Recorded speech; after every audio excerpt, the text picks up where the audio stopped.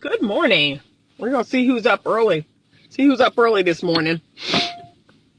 Good morning. I am early, so that always feels good. It always feels good to leave the house early, okay, and to actually know that I'm going to be on time. But let's see who's up early today. And if you're not joining me live, I want you to give me your thoughts and feelings about this replay. If you're on YouTube, give this video a thumbs up. I appreciate you. I'm trying to grow my YouTube channel, and I'm going to really lean into that come January. So I'm working with someone on that, and my plan is to really lean into growing the YouTube channel in January. Okay? But thank you for those of you who are up early, you're early risers like me. Today, I want to talk with you a little bit about the sphere of influence. I was working with a couple yesterday, and we talked about the importance of influencing each other and being open to being influenced. This is one of those things that I don't see enough, and surprisingly, I don't see it. Sometimes I don't see it even in the early part of the relationship. So that tells me a whole lot. Like if you've been dating for 6 months, 3 months, 9 months, a year, and I don't see that sphere of influence, that ability to be influenced by your person, like I'm open to being influenced, and that person's being open to being influenced by me, that's not good, because that's only going to get worse as the relationship goes on. You have to be open to being influenced by the person you're dating or married to. Okay? What does that require? That is going to require that you trust them, you respect them, you admire them, okay? That is a litmus test for your dating or your relationship, all right? A lot of women fail this litmus test, okay? And historically, what the data has shown us, what the studies on marriage and relationships have shown us, is that men do not accept influence. Men really struggle with accepting influence from their wives, okay? But here lately, I'm seeing it play out more with women. I'm seeing women, and to me, it's a sign of woundedness, right? So there's some wound there. There's a wound there. It's a sign of, it's definitely a sign of the times. Like, because we have the feminist movement, that fourth wave movement, that whole agenda saying, you're the boss, girl. You just as smart as him, and you're a leader like him. Like, it's pushing women to now be in that mindset of not listening to their man, not paying attention to what their man thinks. Their man can't tell them, hey babe, that skirt is too short, that skirt is too tight. Like, they're not taking influence from their man anymore. And a lot of it is because of this whole, like I said, this feminist dogma, quite frankly. And it's, he can't tell me what to do. He can't tell me what to do. He can't tell me what to wear. And all of that is controlling. No, you're in a very unhealthy place if your person, if your husband or wife or boyfriend or girlfriend cannot influence you. Like, if you cannot listen to them and listen to what they're telling you and try to have an open mind, you're not in a good place. That relationship is not in a good place. Sorry. So you got to check yourself on that.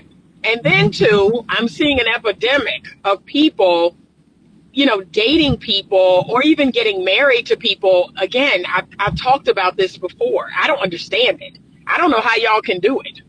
Like, I don't know how people can do this. How you can be in a relationship with someone you don't like, be in a relationship with someone you don't trust, be in a relationship with someone you don't admire, and be in a relationship with someone you don't respect. Like, I don't understand that. And quite frankly, That's why I'm not in a relationship. That's precisely why I'm not in a relationship. I have not yet found a man or met a man or attracted a man, and not that I haven't ever, of course I have, but recently, I have not recently attracted a man that I could check off all those boxes. I like you. I admire you. I respect you. Okay. Yeah, I have not yet. Okay. I trust you. Yeah, I have not yet. I'm just being honest. One of those things was missing, and I was like, nope, no thanks. I want to have a healthy, conscious relationship, right? I want to have a relationship with a conscious creating person. Speaking of conscious creating, today is 11/11, and I want you to make a wish or make an intention. All right? This is a very powerful, spiritually energetic day. I want you to make a wish or make an intention today. All right? That was my little brief spiritual blurb for today. But often the woman is in a relationship with a person you respect and admire, as you said. I mean, I'm going to push back on that and say, not these women I've been seeing lately. Not these women I've been seeing lately. They're not in relationships with people that they respect or admire. That's what's blowing my mind. That's what's got me confused. Is like, what? Why are you doing this? Yeah, I don't get it.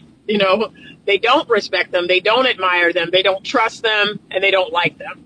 That's what I'm seeing a lot of. And I see it in men too. Men with women, they don't admire, they don't respect, they don't trust, and they don't like. I don't understand it. I will say this. I see why I could see why men feel that way. I could see why that's happening with men, because men prioritize something very different than women do.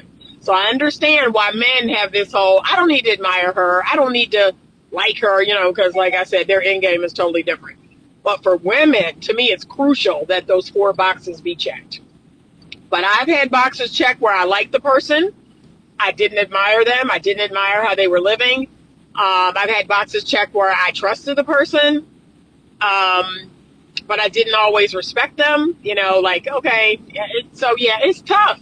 It's tough to check all 4 of those boxes. It is really, really tough. It's tough, especially today. It's very, very tough. So those are the 4 boxes that need to be checked. And then, I have my top 3 things that the person must have, must embody those top 3 values. It's tough. It's tough. I only need 1, and that's what I continue to tell myself. That's okay, Anita. It may be a little more challenging than it has been in the past, but it is possible. That's what I tell myself every single day. It is definitely possible. There are men out there that will check all 4 of those boxes and will have those 3 things. They will have those 3 values that you want. It is possible. And you just have to be patient. You just have to be open, right? That's what I tell myself. So it's not impossible. Even now in 2023, it's not impossible. But ladies and gentlemen, there should be a sphere of influence in your relationship. And all these comments about, what a woman is dressing, wearing when she goes out, and he can't tell me what to do. No, there should be a sphere of influence there. Something's missing.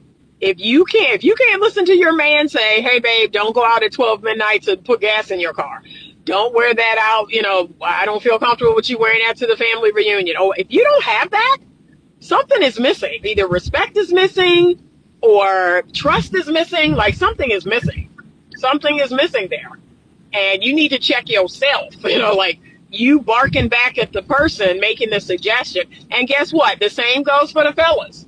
If your lady can't tell you, hey, we're trying to save money to buy a home, and you spending $400 or $500 on a new PS5 or whatever when the one you have works, like that's taking us in the wrong direction. Like she should be able to tell you that. She should be able to say, hey, we're trying to save for this, or we're trying to save for our wedding, or we're trying to do this, and you spending money on something that technically we don't need, like the timing is off. You should be able to hear that and not get defensive or push back or get ugly. There should be a sphere of influence in your relationship. You should be able to tell your person something about either themselves or, you know what, I'm trying to figure out where I'm going and what I'm doing, y'all. You should be able to talk to your person. Stefan Speaks had a video out yesterday that I stumbled upon. I'm sure it had been out for a while, but he said, and I 100% agree with this, like, it blows my mind when people come into session and they say things like, I can't talk to her. I can't talk to him. I can't tell her that. I can't tell him that. Like, that blows my mind. How are you in a full-on relationship? How are you in a full-on marriage with someone that you can't talk to? Y'all got to do better. Like, y'all got to do better. I don't know if you're afraid of being alone. Like, I don't know what's going on out here that you're in a full-on relationship with someone that you can't talk to. Wow. Like, it blows my mind. I'm sitting there in the session like, what? How did this happen? How did we get here? You're in a full-on marriage with someone you can't talk to. That's crazy to me. You know what, y'all? I forgot my cup. I'm going to look in my car and see if I got a spare cup. But y'all, I forgot my cup. I don't never forget my cup when I come here. What is happening? But I'm going to run in here and get something to drink and something to eat. And I'm going to head into the office, which is literally right down the street. But yes, you should have a sphere of influence. And honestly, I think that's a good litmus test. I think that sphere of influence is a good litmus test. If you can't tell a person something, if you can't give them your honest feedback, if you can't impress something upon them, if you can't teach them anything, right? If they're not open to your influence, that's not good. That's not good, y'all. That is just not good. Something needs to change, something got to change, because that is what healthy relationships require. There is this sphere of influence that you should have on your partner and your partner should have on you. Stephen Speaks, which video? I don't, honestly, y'all, I be looking at stuff. I don't know where I found it. I want to say I found it on Facebook. I was going on Facebook to get a referral for a client, and a video popped up, and it just basically said, I strongly believe that if you can't talk to a person, you shouldn't be in that relationship. Like, that's a big problem. And I agree. It blows my mind when people come into my office and say that. I can't talk to her. I can't say that. I can't. And then look, I be saying stuff in the session based on what people are telling me. And it's like I give voice to the thing they want to say to their person. And so look, as soon as I say it, the person that wanted me to say that to, yeah, they look at their person like, yeah, what she said. Like, huh? No, it shouldn't come to that. Like, you should be able to tell that person, hey, I don't like this. This hurts my feelings. This makes me feel away. Like, why do I have to give voice to it? And then here's the thing, y'all. I'm not going home with them. So what they do is they leave the session feeling all good, feeling all empowered, and then they go home and they slip right back into this space of, I can't talk to them. And then I've actually had people come back, and this is what they say. Well, we really don't talk outside of session. Okay, so this is pointless. Like, we're not going to get anywhere. Yeah, I wait till we come in here. I don't talk to him. I don't talk to her. I wait till we come in here. Like, this is pointless. I'm not in the marriage, y'all. You know that, right? Like, I'm not in the relationship. I'm not going home with y'all. If you can't take the skills you're learning here and use them outside of session, this is pointless. You're going to be coming in here forever. I'm going to be the referee to this relationship forever. And I don't do that. So if y'all don't know, I don't do that. I don't work with people forever. I don't know what people be thinking. Look, they come in my office. Oh, my last therapist and I worked with them for 5 years. I said, you ain't going to be doing that in here. I let them know. I don't work that way. You ain't doing that in here. You ain't going to be seeing me for 5 years. If you're not better after a year, then I'm not the person for you. I cut you loose. I refer you to someone else, and that's that. So, nope, we don't do that. So, But sphere of influence. Now you know what it is. If you're in a relationship, I need you to check out, are those 4 boxes checked, right? Are those 4 boxes checked that I'm talking about? And if they're not, what do you need to do to check them? Because that's the problem. Do I trust this person? Do I like this person? Do I admire this person? do I respect this person? Those are the 4 boxes that should be checked for you to be in a healthy relationship. Now, y'all may be in a relationship, you may be in a marriage, but is it healthy? And remember, that's my goal. I have couples come in all the time and they're in crisis, and look, the husband is usually the husband. Well, I just need you to commit to keeping us together. And I tell him, no, I'm not. I'm not committed to keeping you together. I'm committed to teaching you how to have a healthy marriage. I'm committed to improving your marital satisfaction. That's what I'm committed to. I'm not committed to keeping you together at all costs. You got the wrong person. Nope. So if you come in here for me to, use crazy glue and gorilla glue and just keep y'all together and toxic, no, I'm not committed to that. And I tell people that. I'm not for everybody. This is the authentic me. I'm not for everybody. And I've had people leave. I've had clients say, nope, I don't want to work with her. I don't like it. I don't want it. Okay. I'm not for everybody. But I'll also tell you this. I'm not at a loss for clients either. Because this is it. This is me being authentic all day. So this is me in your session. This is me on this live. This is me outside of this live. This is me out here in the world interacting with people. That first impression is usually very sweet, very sweet and kind and compassionate and motherly. And then I'm going to, as I get more comfortable and as, I'm going to turn into this. Like this is what it is. I'm going to shoot straight. Right. So yes, there should be that sphere of influence. Trust, respect, and the other 2 is, again, trust, respect. You like the person. You admire the person. Okay? And liking is important. Y'all keep wanting to say love, love, love. All y'all claim to love everybody, but you don't like them. To me, liking is more important. There's like a reverential respect that comes along with liking. There's an acceptance that comes along with liking. And some of y'all don't like your person. You say, oh, I love them, but you don't like them. You don't like them like talking about it. You mistreat these people you love. You be talking about them and you be, nah, love is the greatest gift God has given us, but y'all need to work on liking each other. Okay? Y'all don't like each other. Okay? Can I be real? But anyway. All right, I gotta get going. It's 8:30. I'm gonna run in here and get something to eat.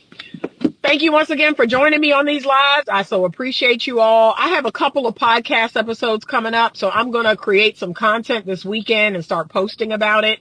One of them is I'm going to be on SBU TV on YouTube. We're going to do a live over there.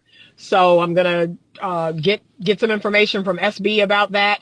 She is the lady that I was on the Hardly Initiated podcast. I'm also going to repost some Hardly Initiated video. I have yet to do that, and everybody's been saying, where's the Hardly Initiated video? I will work on that today. I will work on reposting some of the content from the Hardly Initiated episode, but I have that coming up, and then I have a live coming up with a fellow author who wrote a wonderful book. I'm in the process of reading. I hope to finish it this weekend.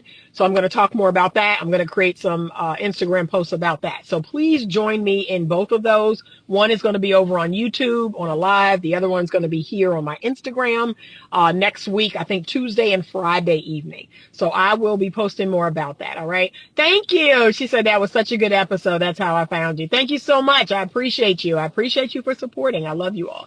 All right. Have a wonderful Saturday. It is a very cool, brisk fall day here. Oh my God, the trees, y'all. I'm going to start posting some of the trees and just, Virginia is absolutely beautiful in the fall. Absolutely beautiful. I'm going to try to get to Shenandoah Mountains maybe next week. We did go last weekend to UVA, which is around that area. Absolutely gorgeous. It's just beautiful here. But thank you so much for joining me this morning. And as always, stay open to love.